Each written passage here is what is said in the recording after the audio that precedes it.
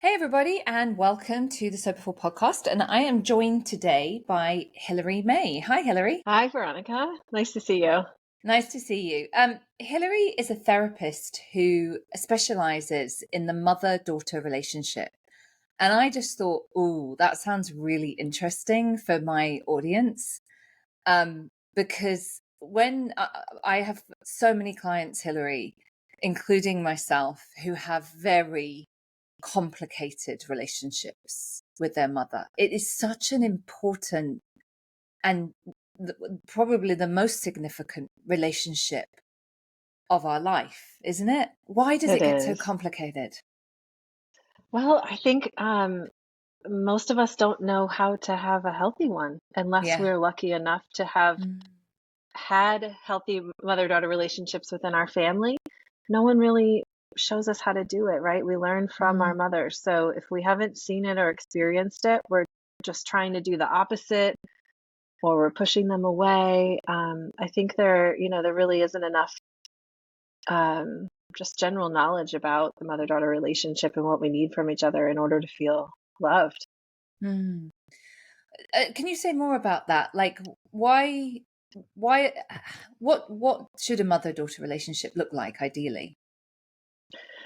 Well, I think it's a place where we get it wrong is we expect, I hear a lot from women, like, I want that, ideal mother-daughter relationship where we're best friends and we do everything together and, we have so much fun and we get along and, we have everything in common. And I mean, that really doesn't exist. And, Mm. it's sort of a fairy tale or something we see on TV.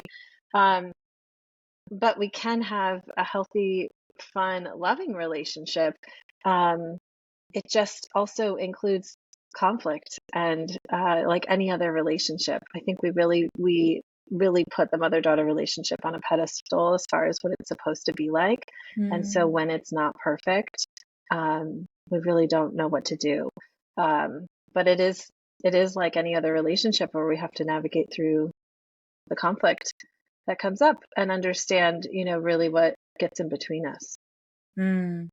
That's interesting because there is this very idealized so you're saying a very idealized, unrealistic expectation of the mother-daughter relationship, and that's what causes a lot of the distress is that doesn't really exist. So you're not going to really nobody's really getting um that relationship.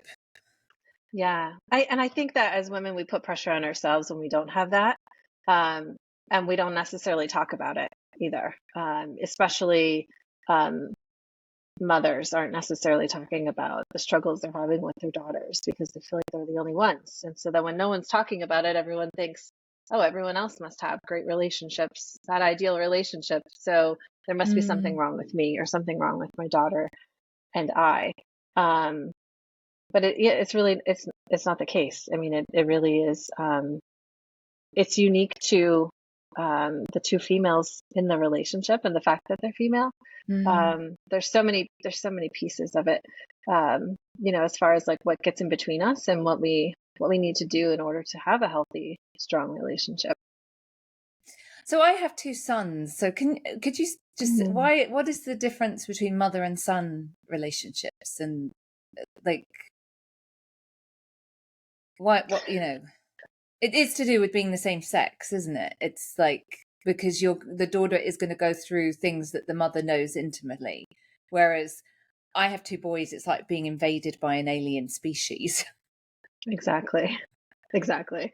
I mean, I think daughters, their model for being a woman is their mother, right? So they're looking Mm. to her like, show me how to move through Mm. this life, show me what it looks like to be a girl and a woman. Mm. And then oftentimes the mom is sort of reliving so much through her daughter, right? The Mm. pain of her experiences of being a girl or growing up, wanting to protect her daughter from that pain that she felt, and so sometimes doing too much, and not allowing her daughter to be exactly who she wants to be who she is naturally, right?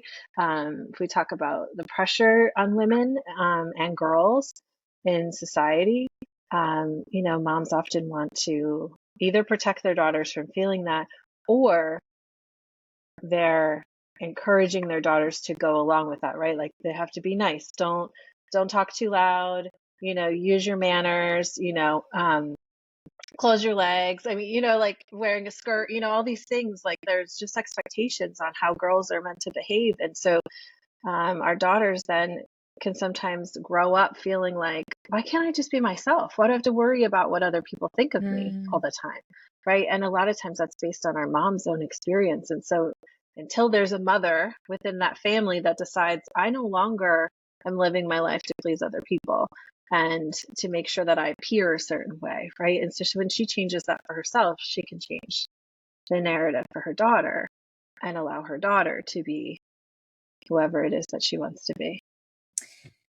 There's such a thread with women that it's so implicitly communicated to be pleasing and to be good, right? Mm-hmm. And that definitely generationally, because we're generations raising a different generation, and we all have these very specific generational experiences. But do you find that creates a tangle in that I'm just trying to think, what you said. I was just thinking this morning when I was putting on makeup, and my mum always wore full makeup. And I remember playing around with her makeup when I was however old, maybe 12 or something, and being like, oh, wow, I can make my eyes look like this. And I've always just loved makeup. And I think it's because my mum always wore full makeup. And I'm just thinking of some of the things she always used to say, like, what was very implicitly and explicitly communicated, and my family's all women, was not making a fuss. Don't make a fuss and don't upset yourself, which was very much like your feelings are upsetting to other people. And there was just all of that, just so I can't even say how it was communicated, but I know it was about being pleasing and being good, which is just so part of femaleness, isn't it? It is. And it is. So some of the conflict is coming from daughters wanting to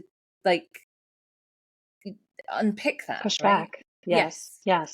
Yeah. And like you said, it's a generation apart, right? So then the daughters, there is that generational difference, that gap in between them as far as, what they find important. And daughters want to push back against that. And so if they grow up watching their mom behave in a way where they feel like, my mom doesn't really speak up for herself. She doesn't do things that make her happy. She's serving everybody else and not herself. She cares so much about what other people think. She's gossiping about her friends. She drinks too much, whatever it is. They push back against that, right? And we see that a lot during the adolescent years. Like, in order to not grow up to be my mom, I have to reject her. I have to reject her behavior so that I can develop into somebody else. It really is, the connection between a mother and daughter is so strong that the daughter starts to decide, I want to be like my mom or I don't want to be like my mom. And that a lot of times adolescence is when the relationship can first start breaking down, when daughters start to see their moms differently. So can we talk about that a little bit? Is that's just a classic rite of passage we all go through, in that being very, and that's puberty, right? In that we look at our mothers and we don't want to be like our mothers. That is not that always, not right. always, but if Right. there are things about our moms that we think, I don't want that, I don't like the way she handles this part of her life, Right. We start to push away from that. Right. We might, push back from her. We may challenge her. If we haven't been given a voice, like you were saying, growing up is don't make a fuss. You may not verbalize, Mom, I don't like when you do this. Why do you do this? Can you stop doing this? Right? You might just keep it to yourself and put a wall up, protect yourself. So if there isn't communication within the family to talk through how you feel and conflict, then as adolescents, we turn into ourselves and we turn to other people. So mothers then feel that's when they feel rejected, because they feel that they are being rejected, where it's parts of them that are being rejected. Right. And adolescence is really the first stage in the mother-daughter relationship where there's stages throughout the relationship, right? It's lifelong, right? We're Mm. together hopefully forever. But in adolescence, daughters are changing in their development, right? So they're wanting to figure themselves out. They're wanting more freedom. They're wanting, more independence. Um, and one of the issues at that age is moms aren't always flowing with that change and adjusting to, like, okay, my daughter needs different things from me now. She's no Mm. longer a child, right? And so that can cause conflict as well.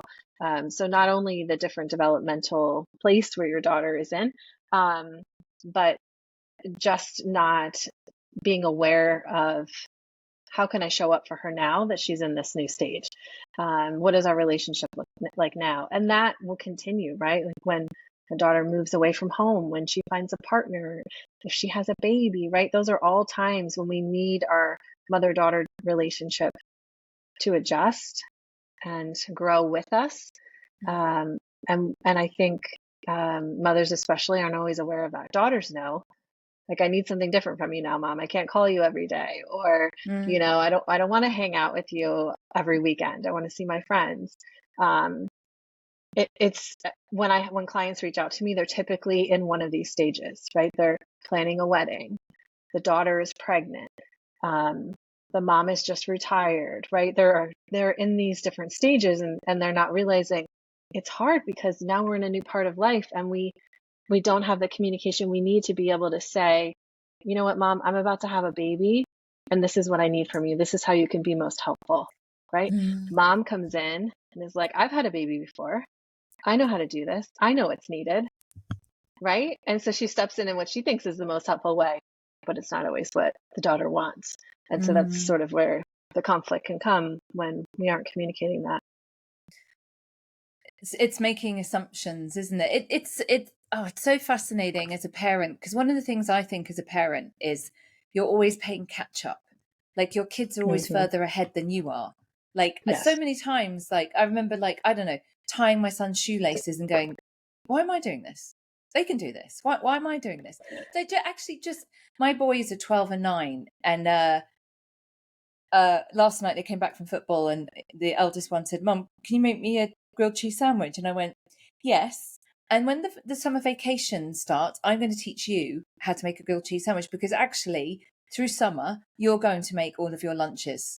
We're not going to do it. You're not going to snack. You're going to make lunch, and you're going to clean the kitchen up. And I just had that moment of, why am I still making a grilled cheese? Why am I still doing this? Yes. Like, you are Yep. capable of cooking something simple now. Hmm. So, but I always feel like as a parent, I'm like, oh, they're here. I've got to Yes. catch up to there. Like I'm still Right. in the, oh, they need me to do that. You know, Right. that's a thing about. Do you find that? Like, I think that's the Absolutely. common thing is, as parents, we just haven't realized that they're not where we think they are. Right. Yeah, I think we don't check in enough, and my kids are 9 and 7, and same thing. I'm always about 6 months behind Yeah. on how I'm parenting them, and realizing, oh wow, you can do that now. Okay. Yeah, and I think the same goes for the mother-daughter relationship. And so one of the first steps that I have women do, mothers specifically, is check in with your daughter about how the relationship feels for her. Just ask the question, right? Mm. Is there anything that I could do differently? Is there anything you would like that would feel better for you in our relationship?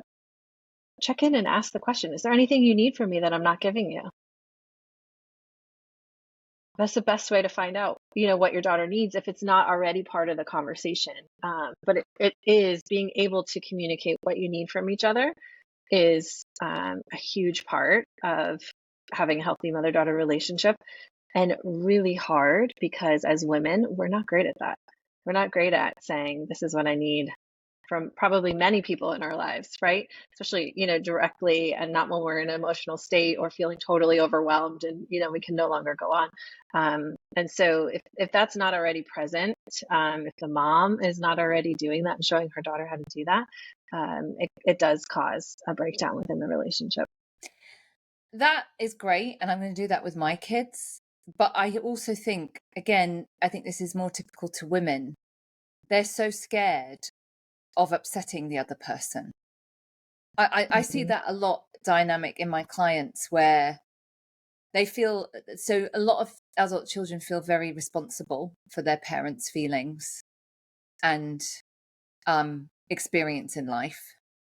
Like they really do want something different and they really do want to say it, but they absolutely cannot bring themselves to say, Mom, I don't need you to do this, or I'd love for you to do it this way, or whatever, because they've been treading on eggshells a lot in not upsetting. How would you deal with that? Well, I think what I usually say is we have to wrap it in love is the request, right? Like, Right. Mom, I may have never told you this, and it's kind of crazy that I've never said this, but I have, and this X, Y, and Z is hard for me. Would it be possible for you to be able to do this? Or this would feel so much better for me if you could do this. Um, it is hard to have those conversations. I mean, Mm, it's part of the reason I have a job is to help women have those conversations with each other, mm, because they're messy and they're painful, and you have to be vulnerable and mm, you have to be able to take a look at yourself and think, wow, I've been doing that. I've been hurting you. mm, Um, it's very difficult. Um, and being able to have that conversation with someone else can really help. um, I think it's also important. I heard you say, daughters often feel, responsible for their parents' feelings. um, in order to create change within the family system, you have to be willing to change something. And so sometimes that is having the hard conversation, sometimes that is talking about the thing everybody has been walking around and avoiding for years. um, and that's sometimes, the best way to create the change versus just continuing to avoid it and letting it build up and thinking like, okay, this is never going to change, but what are we doing to try to create some change? um, Also, mothers are responsible for taking care of their daughters their whole lives until mm. things start to turn around, maybe, and the mom needs care at the end of her life, right? um, Daughters should never feel, in a healthy mother-daughter relationship, they shouldn't feel responsible for their mom's feelings. Mm, That mom should be leaning on her partner, her friends, her own mother. mm, But this is a breakdown in the relationship when moms don't have the emotional care and mm, support that they need. They mm. tend to lean on their daughters, especially their eldest daughter Yes. tends to carry the most pressure, and Yeah. weight of that responsibility. And I think that's really important for daughters to know that that's not their responsibility, but it may be how it's been set up in their family if their Yeah. mom didn't have anyone caring for them emotionally. Yeah, this comes up. I'm thinking of a client in particular who this comes up with my client group and was definitely a source of her drinking. And she loves her mother, and there's a lot of great things about the relationship. But I'm an only child, and this client is an only child. And when you're an only child, and the mother was divorced, everything goes on, like everything, and the mother Mm-hmm. was is projecting all of her happiness is tied up with that relationship, and it's breaking it, it's been breaking the daughter, and it's bit by bit slowly it's untangling herself from you are the child, Yeah. even though you're an adult, you are the child. Your job was never to create a life for your mother and to be Mm-hmm. responsible for your mother's happiness. I see so many clients struggle with that burden, and getting sober is the first bit, but then it's beginning to have boundaries and clearly communicate. It's interesting. I've been sober 24 years, and my relationship with my mother has been the hardest relationship of my life. And it almost broke down to the point where I was going to just disappear and not tell her where I was because I couldn't bear her. And we now have a really good functioning relationship. I just took her away for her 85th birthday in England. We had a lovely Mm. time. And to get to that point has been miraculous. And one of the things that I see this, so this is something I'd love your input. And I experienced this. And again, I have a lot of clients who experience this. My mother's primary purpose in life is to find things to be frightened about so she can warn you. Like, she just watches the news all day and then will Right. email you or message you of all the things like, that could go wrong. Like she loves it. That's her reason for getting up in the morning, is what awful things are happening, and can I warn all the people I love about the awful things that are happening. And I felt the weight of that when I was young, like that she just operated from a lot of fear. Like, what Mhm. if, like, I'd get a new job, instead of saying like, oh God, congratulations, she'd be like, well, that's good, but what if you mess up though? What if you don't get it right? Mm. And I just feel crushed by it. And it really affected me. And she's still capable of doing it, but I'm capable. I can say to her, Mum, I'm not going to have that conversation with you. Like, she'll do it around my kids, like, what about, and I'll say, Mum, my boys' well-being and safety is always my primary concern, and that's my boundary. But do you come across that? Because I see that a lot with mothers, like their fear, and they're frightened, and they and a lot of their interactions with their children and daughters is about warning them, and the Mm. child feels that they've got to manage the parents' fear. Does that make any sense? It does. It does. It sounds like a lot of pressure. And I think even outside of fear, managing their mother's emotions, whatever it is. Sometimes it's anger, trying to tiptoe Yeah, around, not making her angry. Um, but yes, it is huge. And again, like you said, as the only child, you felt this pressure um, to be the one, and sometimes it becomes so overwhelming, and that's when we see daughters cutting themselves off entirely and say, hmm, I can't even have any kind of relationship with you because this is not fulfilling me. It's so stressful. It's so mm, sad. It's so hard. Um, yeah, it is really difficult. And, at that point, that's when we start talking about, like you said, you set up those boundaries to say, this is my job, and no, we're not going to go there. And I'm sure you've communicated, how it makes you feel when yeah, she would yeah, maybe doubt, something that you're about to do, a decision you make. Because really, what you want is your mom's support, and to say, I'm behind you, Veronica. You've got yeah, this. I'm excited to cheer you on. This is going to be awesome. I can't wait to watch you do this, right? That's what we all want. And then we realize, well, no, she's got her own stuff, and that stuff is in the way, and it's not about me. But it's hard because as a kid growing up, that's not how we understand it. We think it's us, right? We think we're mm, causing it. Um, so I think the boundaries really help, and also communicating. You know, Mom, I can't be the one that you're always calling about these things. You have to find other yeah, people to talk yeah, to about your feelings. yeah, Like, and that's one of the boundaries, right? Is whether that's a therapist, whether that's your partner, her partner, right? Whether that's her friends, her sisters, her mom, and really being firm about that. Like, Mom, I can't be the one fielding all of these calls. I want to be able to call you and lean on you. And I feel like all you're doing is leaning on yeah, me. yeah. I've never been able to do that, ever. I Yeah. wasn't. I have. My mother is not psychologically capable for me to lean on. Like, when you said that, I was just Mm. like, wow, I can't take any worry or concern, because her response to it would be so burdensome. It just burdens me further. Yeah. um Right.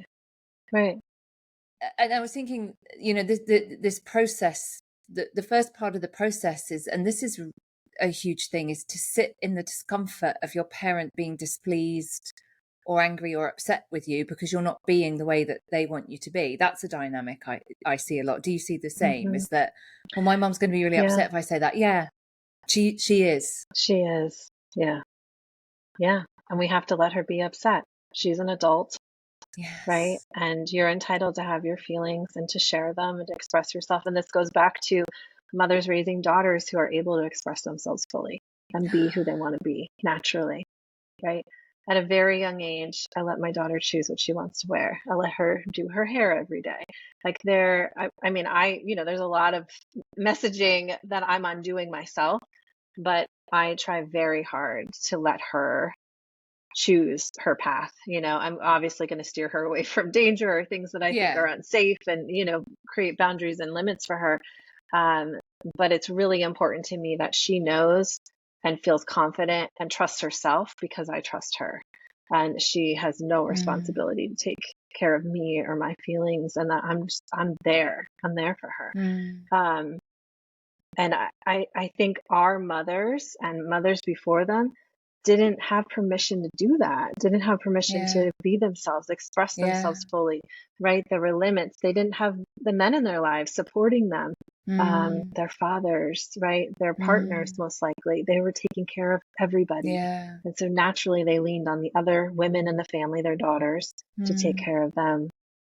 And I mean, we have an opportunity to now change that Mm. pattern, and start really caring for our daughters, and allowing and asking for the support that we need as adults, as mothers, right? From other people. Um, and it is like part of the work I do with clients is helping them understand, like you said, like this is the best my mom can do. This is her best. I Yeah. wanted more. I deserved more. I have to grieve what I didn't get and what I'll never get, right? And that builds empathy too. Like, okay, Mm. this is where my mom is, and Mm. this is the best that we can do.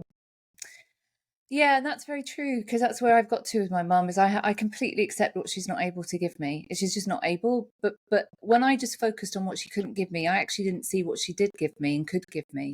And Mm. I have really been much more able to see that now, and appreciate it and receive what she is capable of giving me. And I couldn't see it for a long time because she wasn't the way I wanted Mm. her to be, and all I could focus on was that.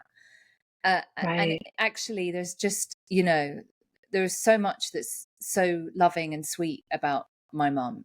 It's really incredible. What's your advice when someone comes to you and the relationship is very, very toxic and the mother is very, very toxic? How do you find your way through that? Well, if they're both on board for doing the work, um, it's really, for me, I just take it slowly and build those relationships. Like, my first step is having them trust me, because if there is a lot of toxic behavior, there's probably a lot of blame, there's probably a lot of shame, Mm, there's probably a lot of, like, who's right, who's wrong. They're looking at it entirely wrong, right? And in an unhealthy way. And so my role is to build strong relationships so they can feel comfortable being vulnerable, especially the mom. mm, Moms are blamed for so much. We feel responsible for everything, yeah, right? We don't yeah, send the right coat to school with our kid, or we forgot the cookies for the bake sale, or whatever, right? Um, and those are just silly things, but moms really do feel a lot of blame. And so coming in to work with me, they're like trying to gauge, how much blame am I going to feel for years of my daughter's pain? Do I even want to get into this? Can I even stand hearing everything I've done to her that has caused pain?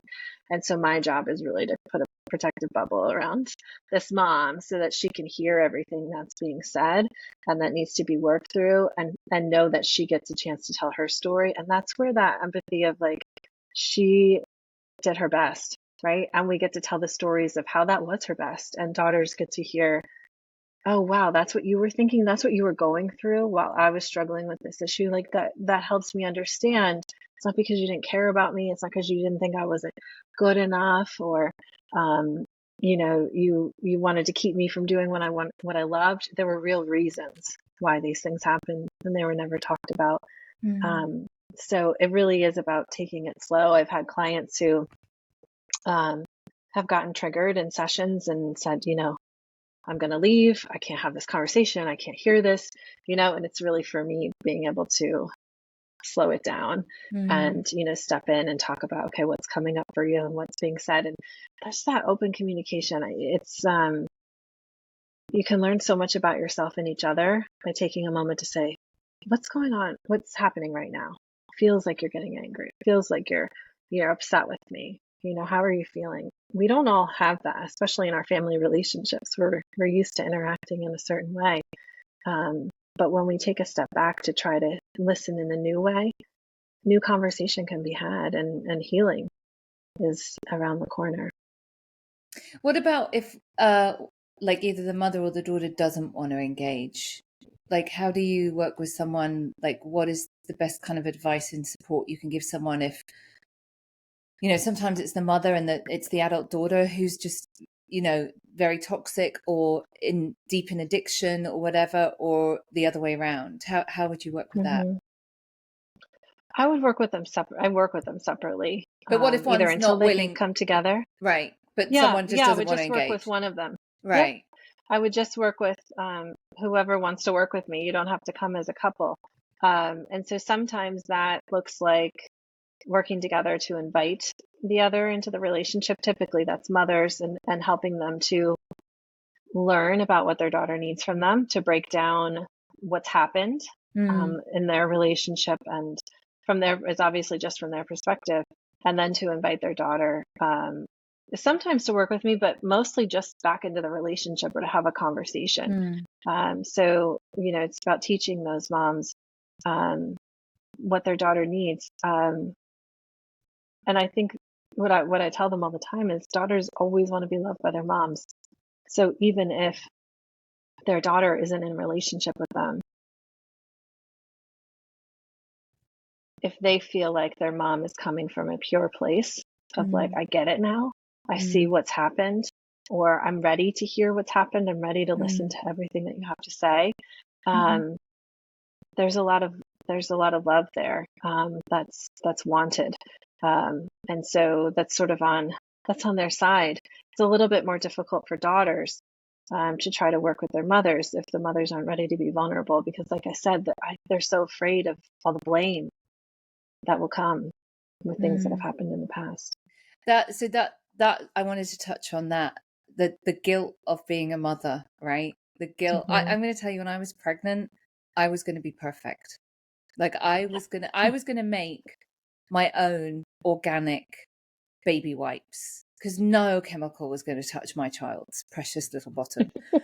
I was going to be perfect, Hilary. I was, and it was a big shock to me that I wasn't.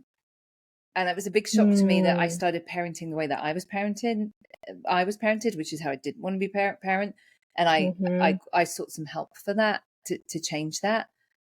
But I find that yeah, there's the guilt of did I cause this? Did I do something? Did I say something? Was Yeah. it this? Was it that? How as a mother do you reconcile that? It is so hard. I'm thinking about you with the with the homemade baby wipes. The pressure, I right? know. The pressure of like, a I did it chemical once. is never touching my child. Yeah. But it is real, right? I felt that too, as a new mom. And the pressure we put on ourselves and we feel from society, really, to get it all right all the time, because we know people are watching and they're judging, right? What are the moms doing? And I mean, we see this all the time, right? Dads being praised for taking their kids to the playground, right? And, moms, it's just expected. Um, so that is, one part of this. I think the way that I deal with it is knowing, number one, I'm human.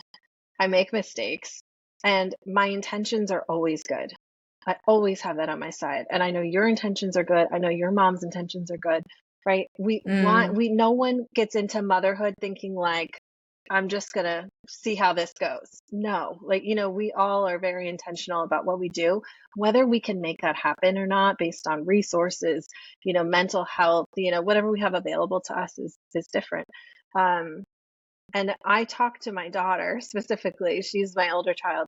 I talk to her a lot about how I'm human and I make mistakes. And yes. so when she's blaming me, or which, is Yeah. just natural, right? Yeah. Be like, yeah, oh, okay, right. That, that's my responsibility. I had nothing to do with that situation. I wasn't there. I didn't touch that Yeah. situation, but that's my fault. And I, rather than, argue with her about it, sometimes I'll joke about it with her. But also say, when I do mess up, like, I'm human, and that's okay. We all make mistakes.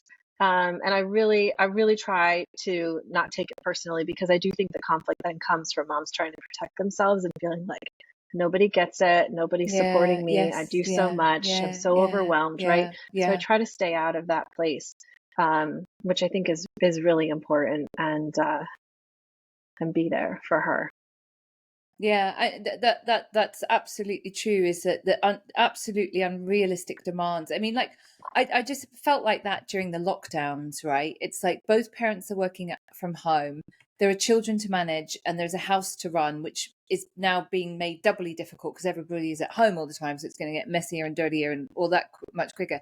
And it was pretty much the mums who were doing all of those things. I mean, unless you're very fortunate, like my husband, who's fabulous and does everything for me. I work, he does everything. He's amazing.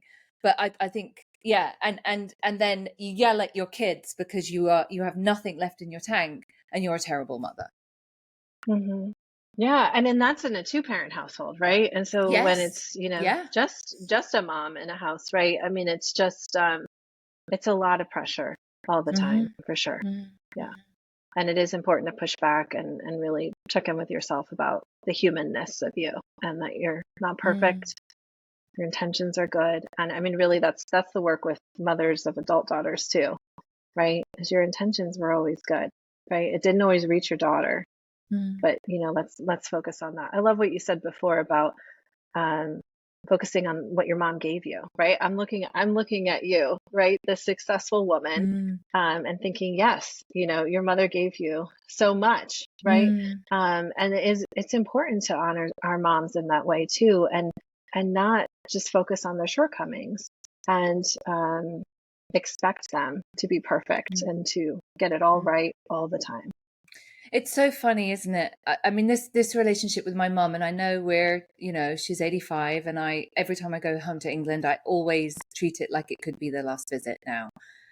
And Mm, as I age, I see my mother in me more and more. And it was as a teenager, I was that classic, like I rejected everything about her. She, all this fear stuff, I was reckless. I was mm, like, I didn't want to be here. And I also, and this is such a cliche, I also see she was right about a lot of things. I mean, the irony, like, yeah. I Hmm. would roll my eyes, because she would kind of go on and on about her new thing, and I would roll my eyes and be like, "Oh God, she's so." I just see she was right about a lot of things. When I go home, because I have big chunks between seeing my family, and I have three female cousins, and I swear to God, every time I see them, I'm like, "Oh my God, they look exactly like their mothers, like exactly." I'm like, "Oh my God." And then I'm like, because I've never really looked like my mother. Like people always said I look like my dad. And but I'm seeing it, like I look down and I see my mother's hands. Mm, It's so like yeah. interesting how I just feel so much more closer to her, and I'm so grateful that I can now accept and receive her. Oh, I'm so glad for you. I think there was a time in my life a few years ago where I actually, around the time when I was really learning about the mother-daughter relationship, and I realized, wow, without even realizing it, I've created the same dynamic that my mom had at my age as a mother, right? And I Mm, thought, wow, I really thought I did this differently.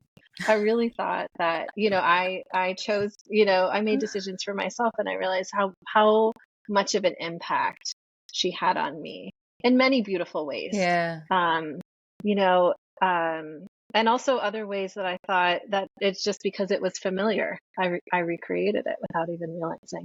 Our mothers really are our models, whether we yeah, yeah, want to yeah, accept that or not. They really yeah, are. yeah. I really like what you said, and that for me is the biggest takeaway is getting past the behavior and seeing the intention. That Hmm. I agree. I think in the majority, not all, but it's a tiny, tiny minority. Majority of parents absolutely want to do the best for their children and love their children, and they have their own stuff that comes through. They have their own wounds and issues and limiting beliefs, and so that doesn't always come out the other end as their best. But the intention was there, and and women and mothers letting go of our guilt, like, and these expectations. I mean, I see that in my field all the time. There's nothing there is nothing worse than being a drunk mother. There's Mm. nothing worse than being a drunk mother is being a drunk Black mother. That's even worse than that. Mm. Being a drunk father, not great, but definitely not close to being a drunk mother. Yeah. Right. And it's all of these expectations, and it is such a beautiful, it is such an important relationship that so many people are navigating and unpicking as adults, aren't they? That's the work. Yes. Yes. Yes. And it is important to acknowledge that your mom having good intentions and you feeling pain by her actions can exist at the same time. Yes. It really can. Wow. Yeah. And sometimes we think it's either or, but they both can be true. Yeah. Yeah. That's really powerful. Hilary, this has been fascinating. Tell people a little bit about your work and where they can find you. Sure. So I work with mothers and daughters as couples or individually to improve their relationships, understand their relationships. And I do that by coaching online, but I also travel to clients or with clients. So it's sort of like your visit with your mom, or you have this beautiful, time together. I realized after being a therapist for a long time that these are really hard conversations to have, and if we can have them in beautiful places that are inspiring and feel good, it can create so much change. Just travel always does that for us, and so I plan these travel experiences for mothers and daughters too, to work on the relationship, or just to get away and kind of deepen it, or get closer to each other. And then I speak and teach about the relationship as well. And my website is hilarymae.com. Fantastic. And we'll put that in the show notes. And are you on Instagram or Facebook? I am on Instagram. Yeah, mother-daughter therapist. Wonderful. Thank you so much for being with us today. This has been really interesting. Thank you so much for having me.